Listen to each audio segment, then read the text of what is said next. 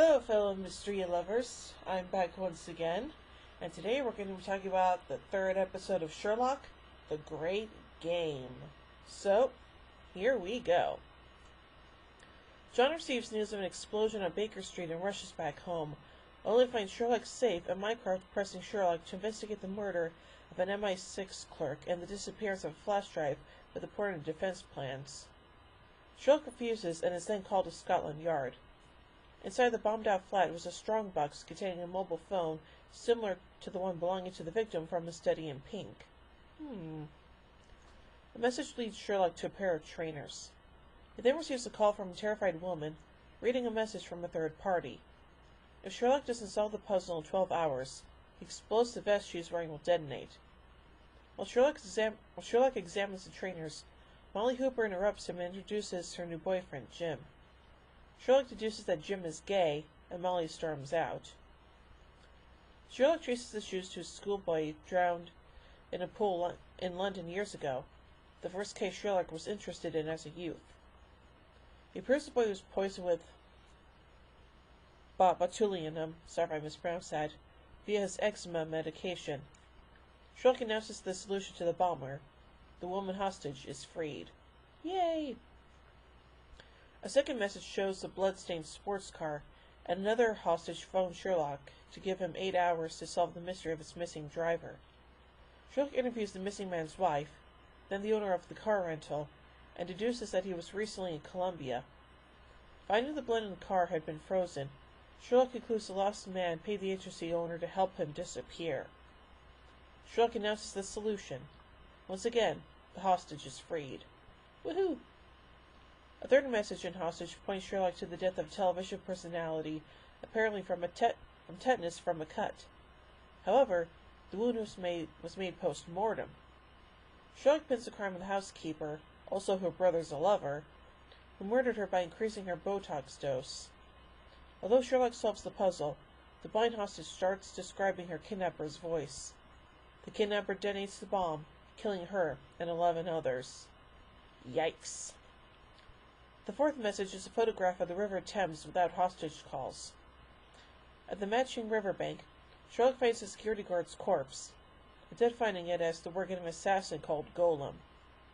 Sherlock tracks him down, but is too late to stop another murder, an astronomy professor whom the guard talked to after he realized a recently discovered painting by Vermeer was a fake. While Sherlock is examining the painting, the fourth hostage, a child, calls and gives Sherlock 10 seconds to prove the forgery. He spots a supernova within the painting that occurred centuries after the real painting was made, just in time to stop the bomb. The museum curator confesses the forgery and that her accomplice was Moriarty. Bum bum bum. Investigating Mycroft's case in secret, Sherlock and John track the MI6 clerk's death to his prospective brother-in-law, who confesses he stole the flash drive and accidentally killed him. The man still has the drive since he had no idea how to sell it. Sherlock uses it to lure out Moriarty, but John shows up instead, wearing an explosive vest. Moriarty appears and turns out to be Molly's boyfriend, Jim. He tells Sherlock to stop interfering, but Sherlock refuses. Moriarty leaves momentarily, and Sherlock takes off John's vest. Moriarty soon returns with multiple snipers targeting both Sherlock and John. Sherlock aims his handgun at the explosive vest. Mutual assert destruction. And that's where the episode ends. So, yeah, anyway, let's move on to sources and illusions about this episode. As with all episodes of Sherlock, the plot combines those of a number of works by Sir Arthur Conan Doyle.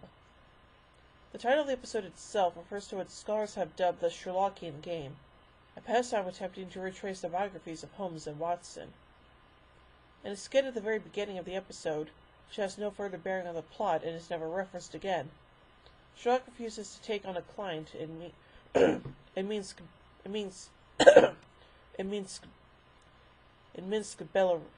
Belarus, who's been accused of murder.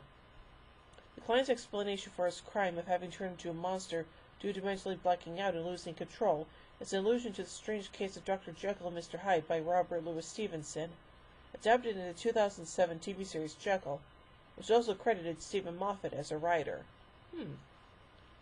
Sherlock expressed the ignorance discussed on John's blog about several commonplace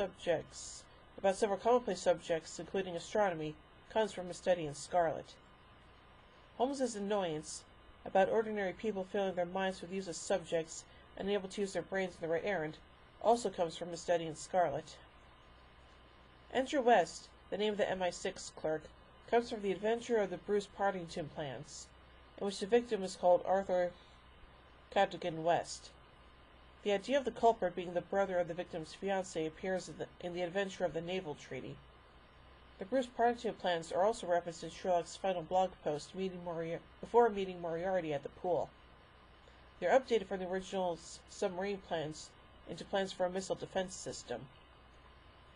When Sherlock asks Watson what he thought about the trainers, that is a clear reference to a scene early in The Adventure of the Blue Carbuncle, where Holmes asks Watson to deduce what he can about Mr. Henry Baker's hat in the original story.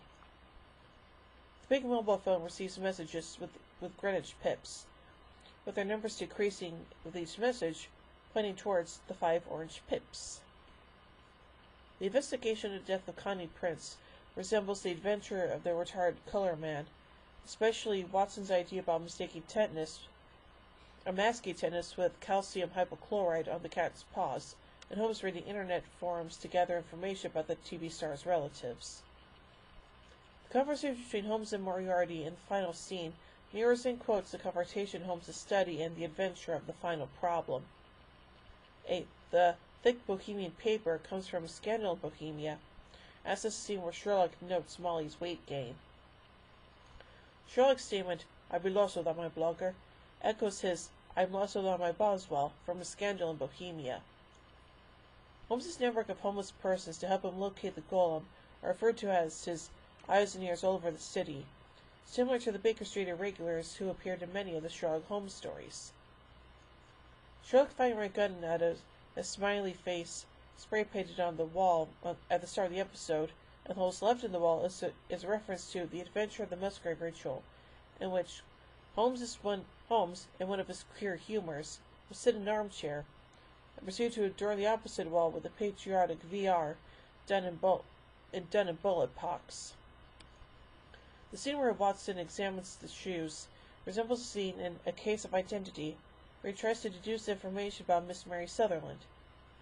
Sherlock remarks that Watson missed everything of importance, but hit upon the method is also from the same story.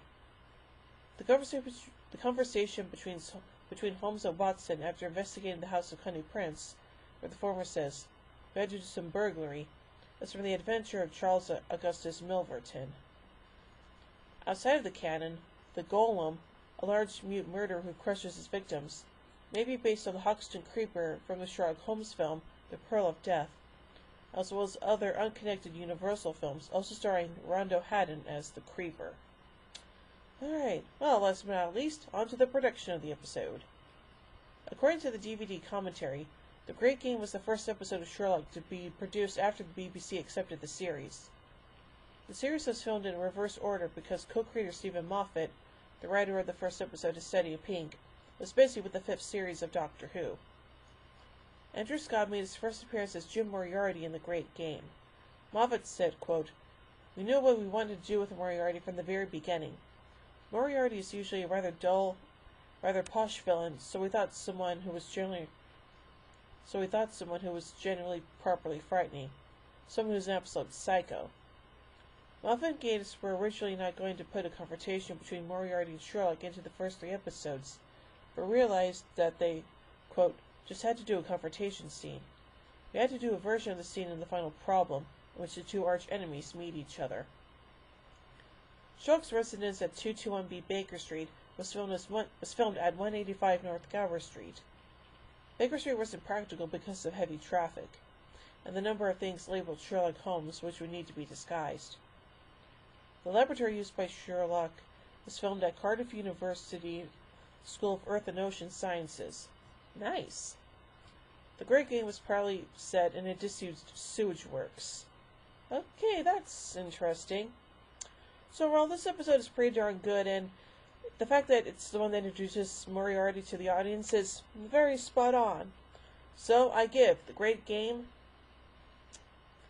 5 deer stalkers out of 5. Well, join me tomorrow to take a look at the first episode of Season 2, A Scandal in Belgravia. So, until then, remember everyone, the game is afoot.